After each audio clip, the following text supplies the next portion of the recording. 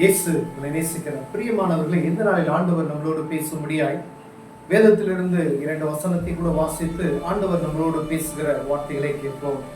அது சகரியாவின் புஸ்தகம் 1வது அதிகாரம் 3வது வசனம் இப்படியாக சொல்லுகிறது: ஆகையால் நீ அவர்களை நோக்கி, சேனைகளின் கர்த்தர் உரைக்கிறது என்னவென்றால், என்னிடத்தில் திரும்புங்கள் என்று சேனைகளின் கர்த்தர் சொல்லுகிறார். அப்பொழுது நான் உங்களிடத்துக்கு திரும்புவேன் என்று சேனைகளின் கர்த்தர் சொல்லுகிறார். உங்கள் பிதாக்களை போலிராதீர்கள். முந்தின தீர்க்கதரிசிகள் அவர்களை நோக்கி, உங்கள் பொல்லாத வழிகளையும் உங்கள் பொல்லாத கிரியைகளையும் விட்டு திரும்புங்கள் என்று சேனைகளின் கர்த்தர் சொல்லுகிறார் என்று கூப்பிட்டார்கள். ஆனாலும் எனக்கு செவி கூடாமலும் என்னை கவனியாமலும் போனார்கள் என்று கர்த்தர் சொல்லுகிறார். பிரியமானவர்களே, ஆண்டவராகிய இயேசு கிறிஸ்து இந்த நாள் நம்மளோடு பேசுகிறதாவது, சேனைகளின் கர்த்தர் உரைக்கிறது என்னவென்றால், என்னிடத்தில் திரும்புங்கள். ஆண்டவர் சொல்லுகிற அந்த காரியம் என்னன்னா, என்னிடத்தில் கர்த்தருடைய பிள்ளைகளுக்கு, ஆண்டவருடைய பிள்ளைகளுக்கு அவர் சொல்லுகிறதாவது, உங்கள் பிதாக்களிடத்தில் நான் சொன்னேன், தீர்க்கதரிசிகள் மூலமாய் உங்கள் பிதாக்களிடத்தில் சொன்னேன். அப்ப பாருங்க, முன் சொன்னதுக்கே என்ன சொல்லியிருக்கார் ஆண்டவர் அவங்களுக்கு எச்சரிப்பின் செய்தியை கொடுத்திருக்கிறது நாம் பார்க்கப்படுகிறது. இப்ப மீண்டுமாய் சொல்கிறார், நீங்க என்னிடத்துல திரும்புங்க. கர்த்தருடைய பிள்ளைகள் தான், கிறிஸ்தவர்கள் தான். ஆனால் அவருடைய வழியை விட்டு வழி மாறி அவரை நினையாதபடி இருக்கிறோம். நீங்கள் மனம் திரும்புங்கள் என்று ஆண்டவர் சொல்கிறார். கிறிஸ்தவர்களாகிய நமக்கு ஆண்டவர் இந்த நாளில பேசுகிறதாவது, அவரிடத்தில் திரும்பும்படியே ஆண்டவர் நினைவு கூற செய்கிறார். பிரியமானவர்களே, ஒருவேளை ஜெபத்துல நாம் குறைபட்டு இருக்கலாம், வேத வாசிப்புல நாம் குறைபட்டு இருக்கலாம், பரிசுத்தத்துல நாம் குறைபட்டு இருக்கலாம், இல்ல ஆண்டவருக்கு கொடுக்க வேண்டிய கனத்தை நாம் கொடுக்காதபடி இருக்கலாம், இல்ல ஆண்டவருக்கு செய்ய வேண்டிய காரியத்தை, நேரங்களை கொடுக்காமல் இருக்கலாம். அப்படிப்பட்டதான காரியம் நமக்குள் இருக்குமே. ஆனால் ஆண்டவர் உங்களையும் என்னையும் பார்த்து சொல்லுகிறார், என்னிடத்திற்கு நீங்க திரும்புங்கள். ஏன் திரும்ப சொல்லுகிறார்? அவர் உங்கள் மேல பிரியம் வைத்திருக்கிறது நிமித்தமாய், நம் மீது பிரியம் வைத்திருக்கிறது நிமித்தமாய் மனம் திரும்புங்கள் என்று, என்னிடத்தில் திரும்புங்கள் என்று சேனைகள் கர்த்தர் சொல்லுகிறார். அப்பொழுது நான் உங்களிடத்துக்கு திரும்புவேன் என்று சேனைகள், அப்போது நான் உங்ககிட்ட திரும்புவேன் அப்படின்னு சொல்றார். நீங்கள் அவரை நோக்கி பார்த்தால் அவர் என்ன செய்வாரா? உங்களை பார்ப்பேன் அப்படின்னு சொல்றார். ஆண்டவரை நோக்கி நாம் பார்க்கும் பொழுது ஆண்டவர் நமக்கு அற்புதங்களை செய்ய வல்லமையுள்ளவராய் இருக்கிறார் என்பதை ஆண்டவர் வேத வசனத்தின் பிரகாரம் நமக்கு ஒரு அறிவுரையை கூறுகிறதை பார்க்க முடியும். ஒருவேளை நமக்கு பல இக்கட்டான சூழ்நிலைகள், இக்கட்டான காரியங்கள், ஏதோ ஒரு பிரச்சனைகள், இப்படிப்பட்டதான காரியங்கள் இருக்கலாம்.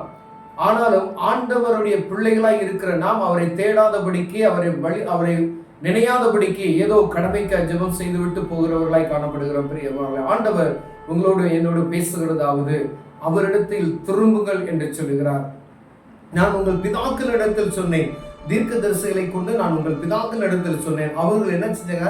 மனம் திரும்பாமல் போய் விட்டார்கள். அதனால் மீண்டும் நான் உங்கள்கிட்ட சொல்றேன், உங்களுடைய ஆசீர்வாதம் கெட்டு போகாதபடிக்கு, உங்களுக்கு வர வேண்டிய ஆசீர்வாதத்தை தடை செய்யாதபடிக்கு என்னை நோக்கி நீங்கள் பாருங்கள், நான் உங்கள் முகத்தை நான் பார்ப்பேன் என்று சொல்கிறார்.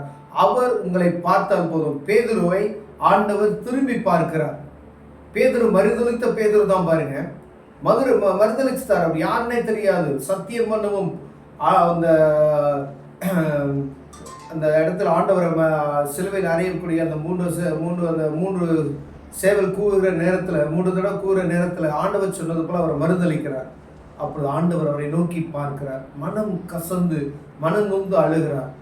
ஒரு பார்வை ஆண்டவர் நம்மளை போக்கி பார்த்தார்னா போதும், எல்லாம் தலைகளை மாறிடும். பிரியமானவர்களே, ஆனால் அவர் என்ன சொல்றார்? நீ என்னை பாரு அப்படின்னு சொல்றார். அவரை நோக்கி நாம் பார்க்கும் பொழுது ஆண்டவர் என்ன செய்வார்? நம்மளை பார்ப்பார். அவர் முகத்தை நமக்கு திருப்பினார் என்றால் சகலம் நன்மைக்கு எதுவாய் முடியும். பிரியமானவர்களே, எந்த ஒரு காரியம் தடையில்லாதபடி போகும். எந்த வியாபாரமாக இருந்தாலும் சரி, ஒருவேளை மற்ற வேலை காரியமாக இருந்தாலும் சரி, படிப்பு காரியமாக இருந்தாலும் சரி, சுகவீனமோ விளைவினோ எந்த ஒரு காரியமாக இருந்தாலும் சரி, ஆண்டவர் நம்மளை நோக்கி பார்க்கும்படியாய் ஆண்டவர் நம்மளை மீண்டும் மீண்டுமாய் துரிதப்படுத்துகிறதை நாம் அறிந்திருக்கிறோம். பிரியமான வசனங்கள் மூலமாய் ஆண்டவர் பேசுகிறதாவது இந்த சகரியா தீர்க்கதரிசியை கொண்டு ஆண்டவர் இந்த நாளில் உங்களோடு என்னோடு பேசுகிறார். ஆண்டவருடைய பிள்ளைகளுக்காய் அவர் பேசுகிற விசேஷித்த விதமான அந்த வார்த்தை, என்னை நோக்கி நீங்கள் பாருங்கள். என்ன பாருங்க? நீங்க திரும்புங்க அப்படின்னு சொல்றார்.